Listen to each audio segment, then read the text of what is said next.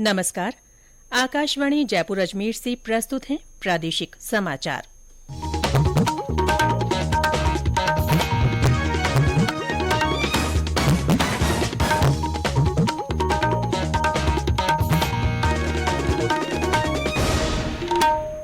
समाचारों के साथ मैं रितिका गुप्ता।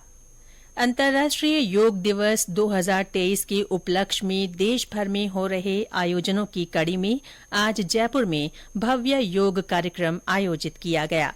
भवानी निकेतन शिक्षा समिति परिसर में हुए कार्यक्रम में राज्यपाल कलराज मिश्र के मुख्य आतिथ्य में 15,000 से अधिक लोगों ने सामूहिक योगाभ्यास किया। इस अवसर पर श्री मिश्र ने कहा कि योग कोई थेरेपी नहीं है, बल्कि आत्म विकास का सबसे बड़ा माध्यम है। यौगिक दिनचर्या से जुड़कर जीवन की जटिलताओं को आसानी से हल किया जा सकता है। कार्यक्रम में कई केंद्रीय मंत्रियों सहित सांसदों, विधायकों और जनप्रतिनिधियों के साथ गणमान्य लोगों ने भाग लिया।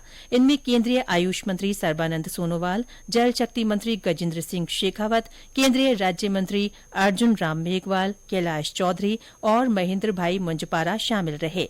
इस अवसर पर श्री सोनोवाल ने कहा कि योग को विज्ञान की पद्धति मानकर आज दुनिया भर में अपनाया जा रहा है। देश के गांव-गांव तक योग की संस्कृति का प्रसार करने के लिए संकल्पित होकर काम किया जा रहा है। उन्होंने कहा कि देश और दुनिया में हर साल मनाए जाने वाले अंतर्राष्ट्रीय योग दिवस के लिए इस बार काउंटडाउन की श्रृंखला में जयपुर में यह कार्यक्रम आयोजित किया गया है। श्री सोनोवाल ने कहा कि इस वर्ष का अंतर्राष्ट्रीय योग दिवस आर्कटिक और अंटार्कटिक क्षेत्र में कॉमन योगा प्रोटोकॉल का साक्षी भी बनेगा। उन्होंने कहा कि आयुष मंत्रालय, विदेश मंत्रालय, पोत, परिवहन और जलमार्ग मंत्रालय, रक्षा मंत्रालय और भारतीय नौसेना भी ओशन रिंग और योगा कार्यक्रम के तहत विश्व भर के महत्वपूर्ण बंदरगाहों पर कॉमन योगा प्रोटोकॉल प्रदर्शन को आयोजित करने की संभावना तलाश रहे हैं। कार्यक्रम में केंद्रीय जल शक्ति मंत्री गजेंद्र सिंह शेखावत ने कहा कि राजस्थान की संस्कृति में योग का भी महत्वपूर्ण स्थान है। उन्होंने कहा कि योग हमारे दैनिक जीवन का हिस्सा बने, इसके लिए देश में अभूतपूर्व प्रयास किए जा रहे हैं। अंतर्राष्ट्रीय योग दिवस के 50 दिन शेष रहते केंद्रीय आयुष मंत्रालय और योग से जुड़ी स्थानीय संस्थाओं के सहयोग से ये कार्यक्रम आयोजित किया गया। नीति आयोग ने संयुक्त राष्ट्र विकास कार्यक्रम के साथ मिलकर सामाजिक क्षेत्र में बेहतरीन पद्धतियों सारांश 2023 को कल जारी किया। देश की स्वतंत्रता के 75 साल के उपलक्ष्य में और केंद्रीय मंत्रियों तथा राज्य सरकारों के प्रयासों को उजागर करने के लिए इस सारांश में 14 प्रमुख सामाजिक क्षेत्रों के अध्ययन शामिल हैं।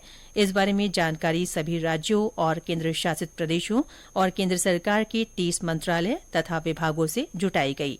इसका उद्देश्य भविष्य के लिए सीख लेना है, ताकि जमीनी स्तर पर सुधार किया जा सके। पद्म पुरस्कार 2024 के लिए ऑनलाइन नामांकन शुरू हो गए हैं। नामांकन 15 सितंबर तक किए जा सकेंगे। गृह मंत्रालय ने कहा है कि पद्म पुरस्कारों के लिए नामांकन या सिफारिशें राष्ट्रीय पुरस्कार पोर्टल पर ऑनलाइन प्राप्त की जाएंगी। पुरस्कार की घोषणा अगले साल गणतंत्र दिवस के अवसर पर की जाएगी।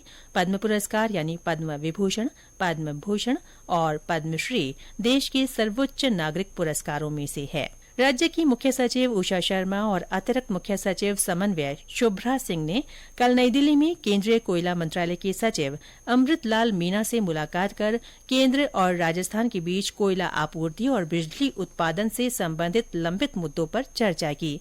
इस दौरान मुख्य सचिव ने प्रदेश में गर्मी के मौसम के दौरान लोगों तक बिना रुकावट के बिजली आपूर्ति सुनिश्चित करने के लिए अतिरिक्त कोयला आपूर्ति करने का आग्रह किया। प्रदेश में 8 मई तक आंधी बारिश का दौर बने रहने की संभावना है। मौसम केंद्र जयपुर के निदेशक डॉक्टर राधेश्याम शर्मा ने बताया कि 8 मई से आंधी बारिश की गतिविधियों में कमी होगी। इसके बाद अधिकतम तापमान में 3 से 5 डिग्री सेल्सियस की बढ़ोतरी की संभावना है। इस बीच प्रदेश में पश्चिमी विक्षोभ का असर बने रहने से कल भी कई स्थानों पर बारिश हुई और कहीं कहीं ओले गिरे। इससे तापमान में गिरावट आई है। अधिकतर स्थानों पर अधिकतम तापमान 30 डिग्री के पास पहुंच गया है। वहीं न्यूनतम तापमान भी गिरकर 20 डिग्री के आसपास रिकॉर्ड किया गया। इसके साथ ही प्रादेशिक समाचार बुलेटिन समाप्त हुआ। नमस्कार।